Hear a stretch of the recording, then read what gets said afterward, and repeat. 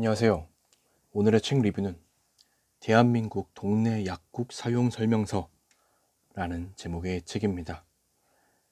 오늘 리뷰를 보시고 이 책이 나에게 도움이 되겠다 생각이 되시면 가능하면 구매를 하셔서 읽어보시는 것을 추천드리겠습니다. 제가 이 책을 읽고서 밑줄 친 부분들을 보면서 리뷰를 진행하도록 하겠습니다. 먼저 목차를 살펴보겠습니다. 약값을 줄여주는 약국 사용법, 소주제들 중에 보험이 되는 약과 안 되는 약, 이런 것도 제 눈길을 끌었고요. 늦은 밤이나 휴일에 갑자기 아플 때는 어떻게 해야 되나, 이런 것들. 그 다음에 약도 불량품이 있다. 어떤 약들이 불량품일까 굉장히 궁금했고, 남아있는 약을 먹어도 될까요? 이런 것들. 그 다음에 여성분들을 좀 위한 챕터가 있습니다. 생리통약 어떤 게 좋은지, 왜 자꾸 지름과 방광염에 걸리는지, 또 임신 중에는 영양제를 먹어도 되는지, 이런 것들. 그 다음에 아이들이 아팠을 때, 갑자기 열났을 때, 그 다음에 노인들이 주의해야 할 의약품, 이런 내용들도 있고요. 그 다음에 상비약, 집에 항상 두는 약들은 어떤 종류를 구비를 해둬야 되는지, 이런 소주제들이 저의 눈길을 끌었습니다. 주민등록번호로는 노인의 처방전을 젊은이가 들고 왔는데 확인해보니 동명이인으로 처방전이 잘못 발급된 것이었습니다. 또한 병원에서 자신의 처방전이 다른 사람의 것과 바뀌는 일이 있습니다. 이럴 때 무의식적으로 처방전을 제출하고 건성으로 설명을 들은 후 별 생각 없이 약을 먹는다면 사고로 이어질 수 있습니다. 따라서 처방전을 받으면 내 이름이 맞는지 내 주민등록번호인지 꼭 확인해야 합니다. 다른 사람의 약을 잘못 먹으면 정말 큰일 나겠죠. 처방전의 사용 기간이 있는 이유가 뭘까요? 그것은 의사의 의학적 판단 때문입니다. 처방받은 날부터 환자의 상태는 변할 가능성이 있습니다.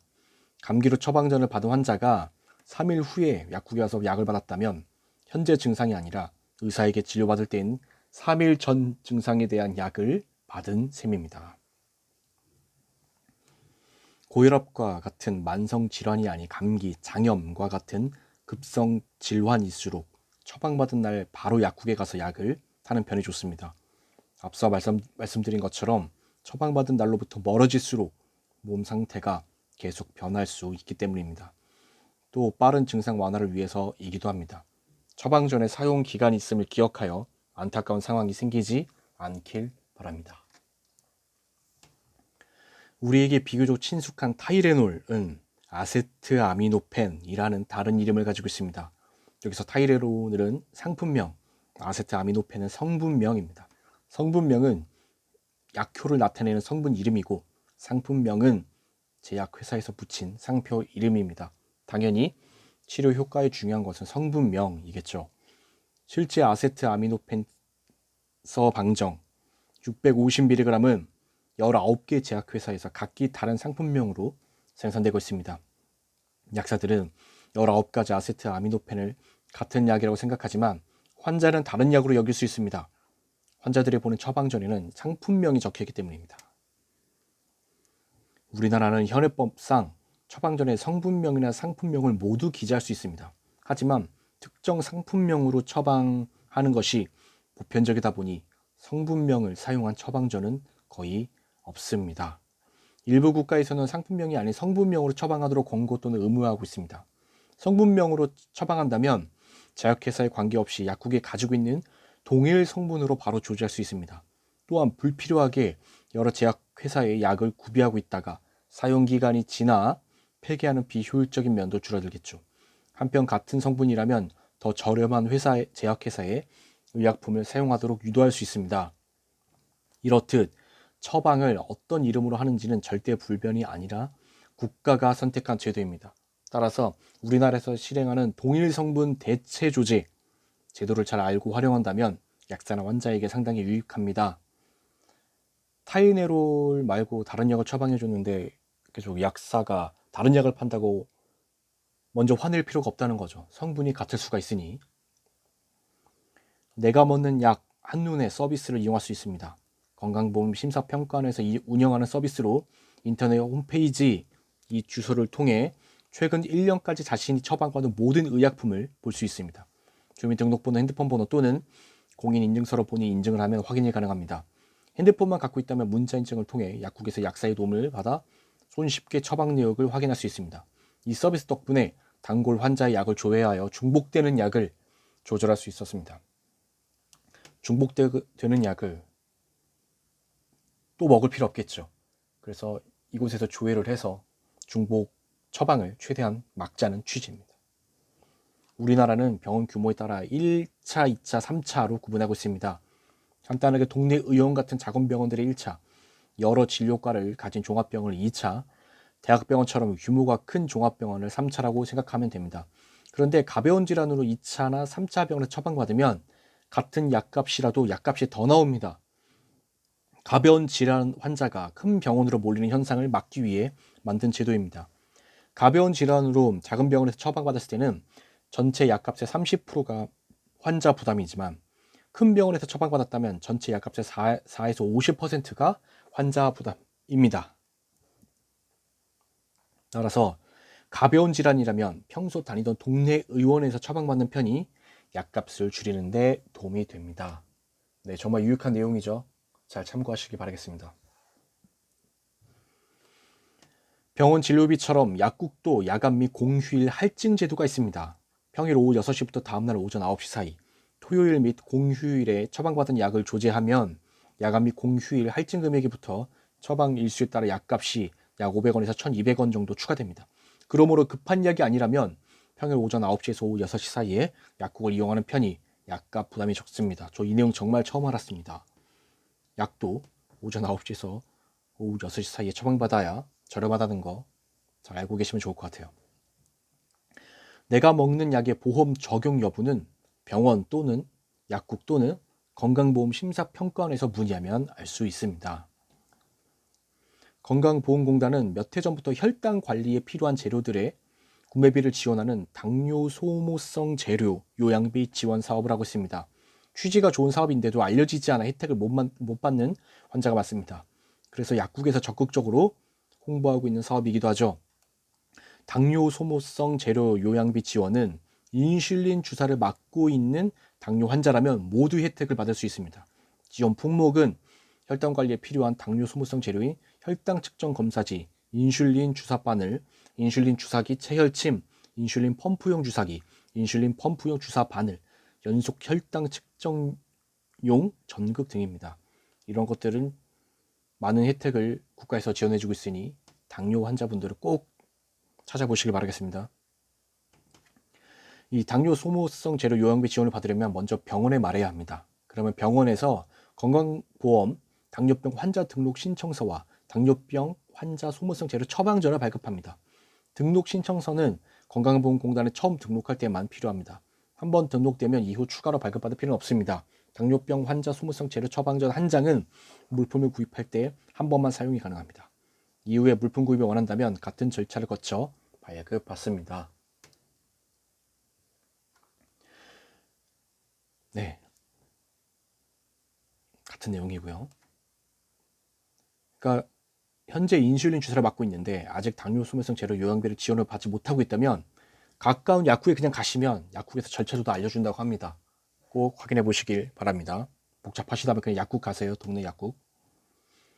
휴일 지킴이 약국은 명절 연휴나 어린이날, 일요일 등 공휴일에 문을 여는 약국을 말합니다. 공휴일이나 이런 빨간 날 쉬는 날에도 여는 약국이 있으니까 이 휴일 지킴이 약국 잘 알고 계시면 좋을 것 같아요.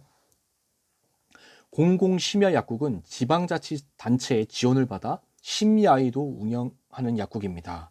또 마찬가지로 명칭 기억하셔서 심야에 내가 약국 갈 일이 생겼다 검색하시면은 야간에도 문 여는 약국을 찾을 수 있겠죠.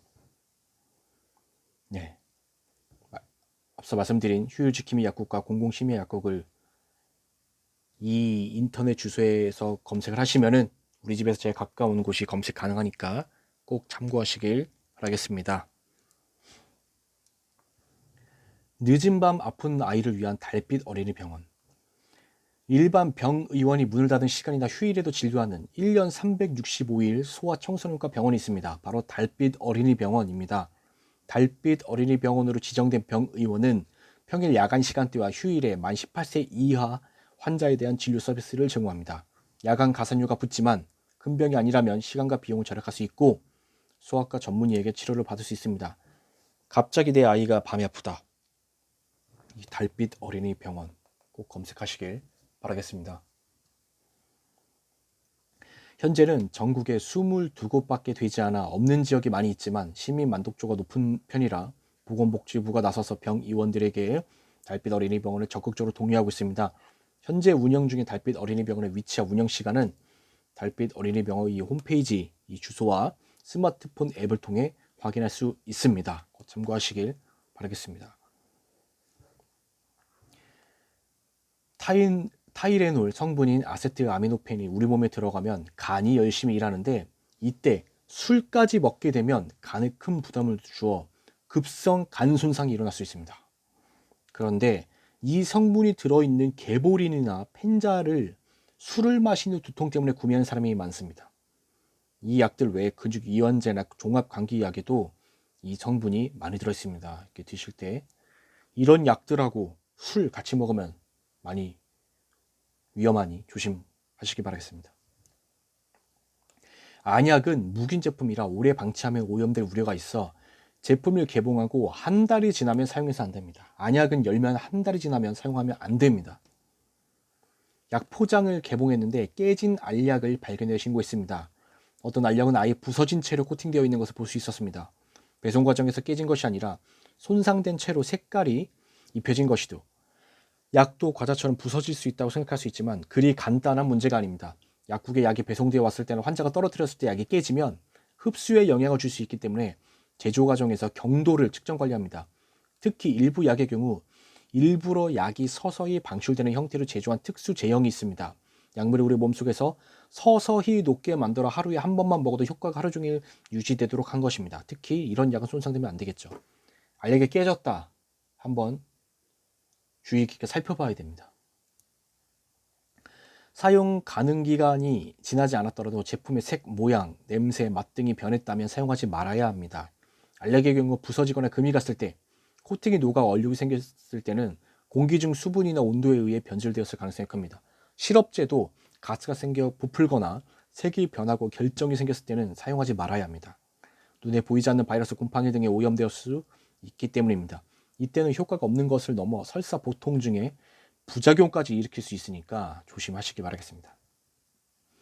중고 장터에서 파는 의약품은 가짜일 가능성이 있습니다. 특히 발기부전 치료제와 같이 가격이 비싸면서 음성적으로 거래되는 약들은 불법적으로 제조된 가짜 의약품인 가능성이 큽니다. 그냥 정식 루트로 사지 않는 약들은 그냥 사용하지 않는 게 좋겠죠. 약국에서 생리통약을 살 때 약사에게 생리통약 주세요 라고 말하기보다 생리기간인데 다리가 붓고 생리통이 심해요 와 같이 증상을 자세히 말하는 편이 더 적합한 약을 추천받을 수 있습니다. 생리통도 종류가 많기 때문이죠. 생리기간 동안 몸에서 다양한 호르몬 변화가 나타납니다. 생리기간 자궁 내막에서 프로스타글란딘이라는 호르몬이 과도하게 분비되는데 이 호르몬이 자궁 근육을 강하게 쥐어짜고 혈류량을 감소시켜 생리통을 유발합니다. 생리통 완화를 위해 원인 물질인 프로스타글란딘을 억제하는 것이 도움이 되고 진통제가 이러한 역할을 합니다. 생리통이 어떠한 이유로 발생되는 것인지 좀 지식적인 면을 전달하는 내용이었습니다. 여성분들 질염이 크게 보통 이 두 가지가 나뉘는데 각 질염의 증상과 분비물 치료 약국 제품 이 한 장은 좀 시간이 되시면 캡처를 하셔서 지니고 계셔도 좋을 것 같아요. 여성분들은요. 이 내용을 참고하시길 바라겠습니다. 이 질염을 재발을 막기 위한 생활습관 6가지. 첫 번째, 면으로 된 속옷을 입는다. 합성 섬유 소재보다 면 소재처럼 통풍이 잘 되는 속옷을 입는다면 도움이 많이 됩니다. 두 번째, 생리대를 자주 교체한다. 생리열처럼 영양분이 가득한 환경이라면 나쁜 균들이 증식할 최적의 조건이 되겠죠. 생리대를 자주 교체한다. 세 번째, 대변 닦는 습관. 대변을 보고 앞에서 뒷방향으로 닦는 습관도 중요합니다. 간혹 뒤에서 앞방향으로 닦는 사람이 있는데 그것은 대변에 있던 각종 균들을 질로 옮기는 행동입니다. 특히 어린아이는 대변을 본 후 잘 닦지 못해 질염이 생길 때가 많기 때문에 이에 대한 교육이 필요합니다. 참고하시고요. 물질을 내부로 세척하지 않는다. 비누나 바디워시로 씻으면 질의 산성도가 깨져 오히려 지렴의 원인이 될 수 있다. 물 세척만으로 부족하다면 여성 청결제와 같은 전용 제품을 사용하는 것이 좋습니다. 프로바이오틱스를 보충한다. 프로바이오틱스는 장 건강과 질 내 나쁜 균이 영역을 확장하지 못하도록 방어하는 좋은 균들입니다. 당분 섭취를 줄인다. 과도한 당분 섭취는 유산균을 포함한 장 건강을 해쳐 장기적으로 질 건강에 악영향을 미칩니다. 방광염의 주요 증상. 방광염은 세균이 요도를 거쳐 방광으로 침입해 염증을 일으키는 세균성 질환으로 면역력이 약해졌을 때 자주 걸립니다. 방광염 환자의 90%가 여성인데 그 이유가 뭘까요? 이는 요도의 길이가 남성은 10에서 20cm지만 여성은 3에서 5cm로 짧고 항문과의 거리도 가까워 항문 주변의 나쁜 균들이 요도를 타고 방광으로 침입하기 쉽기 때문이다. 방광염은 항생제로 원인균을 제거해야 합니다. 보통 3에서 7일 정도 항생제를 먹으면 치료됩니다. 그러나 재발이 잦기 때문에 방광염 예방을 위해 올바른 생활 습관이 필요합니다. 또 방광염에 좀 자주 걸리신다면 캡처하셔서 참고하시면 도움이 되실 것 같습니다. 그러면 임신했을 때 어떤 영양제 등을 먹는 게 좋은가? 첫 번째, 임신 준비 단계에서 초기입니다. 첫 번째, 엽산. 엽산은 DNA 합성의 필수 영양소입니다. 척수액 형성과 뇌기능 발달에 필요하며 결핍 시 이분 척축증이나 신경관 결손증 등 선천적 기형이 발생할 수 있습니다. 유산과 태아 발육 부진을 예방하기 위해 임신 계획 단계부터 보충하는 것을 권장합니다. 두 번째, 비타민 D. 뼈 형성과 근골격 발달에 필요한 비타민 D는 임신 시기 전반에 걸쳐 필요한 영양소입니다. 임신과 무관하게 비타민 D 결핍이 많아지는 추세이기 때문에 임신 계획 단계부터 복용을 권장합니다. 그 다음에 임신 중기에서 출산까지 단계입니다. 오메가3. 오메가3는 DHA, EPA 등이 들어있습니다. 이 중 DHA는 임부에게 임신 중독증, 조산, 저체중 출산 등의 위험을 낮추는 역할을 합니다. 태아 성장 과정에서 뇌와 눈, 신경계를 구성하는 데 필요하며 지능 발달에 도움을 줍니다. 특히 태아의 뇌가 본격적으로 발달하기 시작하는 임신 28주부터 보충하면 좋습니다. 그다음에 철분. 태반이 형성하고 태아가 자라나면 필요한 혈액량이 급증합니다. 혈액 속 산소를 운반하는 헤모글로빈이 부족해질 경우 태아에게 산소와 영양분 공급이 원활하지 못하게 되며 두근거림, 숨참, 피로 등의 증상이 나타납니다. 임신 전체 기간에 걸쳐 빈혈을 주의해야 하지만 임신 초기에 입덧으로 철분제 복용이 어려울 수 있습니다. 그래서 철분은 16주부터 출산 후까지 복용을 권장하며 일일 복용 권장량은 30에서 60mg입니다. 철분제의 대표적인 부작용은 변비와 위장장애입니다. 평소에 이러한 불편함이 있었다면 약사와 상담하여 생체 이용질이 높고 부작용이 적은 철분제를 먹으면 도움이 됩니다. 철분제로 인해 대변색이 검게 변할 수도 있는데 정상적인 변화이기 때문에 크게 걱정하지 않아도 됩니다. 칼슘. 칼슘은 뼈와 치아 형성의 필수 영양소입니다. 임신하면 모체의 뼈에 축적된 칼슘을 먼저 태아에게 공급하기 때문에 태아 발육에는 문제가 없으나 인부가 골다공증이 생길 수 있습니다. 출산 후 모유 수유를 하는 경우 모유를 통해 아이에게 칼슘이 전달되기 때문에 이 시기에도 칼슘을 보충하면 좋습니다. 임신 4에서 10주 사이에는 태아의 심장, 중추신경계, 눈, 귀, 팔, 다리 등이 완성되는 중요한 시기이므로 약물 복용에 가장 주의해야 합니다. 대부분의 만성질환은 임신 기간 중에도 치료를 유지합니다. 오히려 치료를 유지하지 않아 발생하는 상황이 태아에게 악영향을 끼칠 수 있습니다. 모든 만성질환 치료제가 태아에게 기형을 유발하는 것은 아닙니다. 오히려 임신 중 투여에도 안전하다고 알려진 약으로 변경해서 치료를 유지합니다. 따라서 임신 중 태아에게 해가 두려워 임의로 약을 중단하는 일은 없어야 합니다. 반드시 전문가와 상담하는 것이 중요합니다. 임신 중에는 무엇보다 기형을 유발할 가능성이 큰 약물을 피하는 일이 중요합니다. 대표적인 약물로 이소트레티노인 성분의 여드름 치료제가 있습니다. 현재 한국 시장에서 철수했지만 로아규탄이라는 약이 가장 많이 알려져 있습니다. 비록 로아규탄이 한국에서 철수했지만 동일한 성분의 약들이 국내에서 사용되고 있어 주의가 필요합니다. 이 여드름 치료제 좀 주의 깊게 보실 필요가 있겠습니다. 그 다음에 이거는 경구 피임약. 우리가 먹는 피임약이겠죠. 거기에 대한 뭐 종류들이나 여러 가지 특징들이 있습니다. 이 내용도 필요하시다면 캡처해 서서 확인하시면 도움이 되실 것 같습니다. 기본적으로 열은 무조건 해열제로 떨어뜨려야 하는 것은 아닙니다. 열 자체가 병이 아니고 증상이기 때문입니다. 열은 바이러스나 세균과 싸우기 위해 우리 몸의 기능을 높이는 이로운 작용이기도 합니다. 일반적으로 38도 이상이면 해열제를 사용하지만 보채거나 힘들어하지 않는다면 기다려볼 수 있습니다. 아이가 잘 놀고 잘 먹고 잘 잔다면 열이 나더라도 다른 증상이나 탈수 여부, 컨디션만 확인해주면 됩니다. 하지만 해열제를 먹어도 아이의 열이 떨어지지 않는다면 찬물이 아닌 미지근한 물을 수건에 적셔 몸을 닦아주어야 합니다. 해열제를 먹인 경우 30분 후부터 닦아주면 효과적이고 아이가 덜 불편해합니다. 아이는 열이 나면 땀을 많이 흘리면서 쉽게 탈수 증상이 오기 때문에 틈틈이 수분을 보충해주는 편이 좋습니다. 커피 콩에는 카페스톨이라는 식물성 지방이 함유되어 있습니다. 이런 몸속에 들어와 혈중 콜레스테롤 수치를 높일 수 있습니다. 물론 모든 커피가 콜레스테롤을 높이지 않습니다. 커피를 내리는 과정에서 필터를 통해 카페스톨이 제거되었다면 문제가 되지 않습니다. 드립 커피는 종이 필터를 통해 카페스톨이 제거되지만 아메리카노, 에스프레소, 캡슐 커피 등은 카페스톨 제거가 어렵다고 합니다. 따라서 콜레스테롤 수치가 높고 그 원인을 찾았을 때 커피를 자주 마시고 있다면 커피를 먼저 중단해 보면 도움이 될 수 있습니다. 잠이 보약이라는 말처럼 수면은 휴식 이상의 의미를 가집니다. 자는 동안 스트레스로부터 몸이 회복되고 면역 체계도 가동되기 때문입니다. 당뇨병은 고혈당과 저혈당이 반복되면서 다양한 문제가 일어날 수 있습니다. 특히 저혈당이 왔을 때 대처하지 못한다면 혈당만을 에너지로 사용하는 뇌의 기능에 치명적일 수 있습니다. 저혈당 증상이 나타나면 가장 큰 문제가 뇌 손상입니다. 뇌는 당, 포도당을 유일한 에너지원으로 사용합니다. 저혈당 상태가 일정 시간 지속되면 뇌 기능에 치명적인 손상이 발생합니다.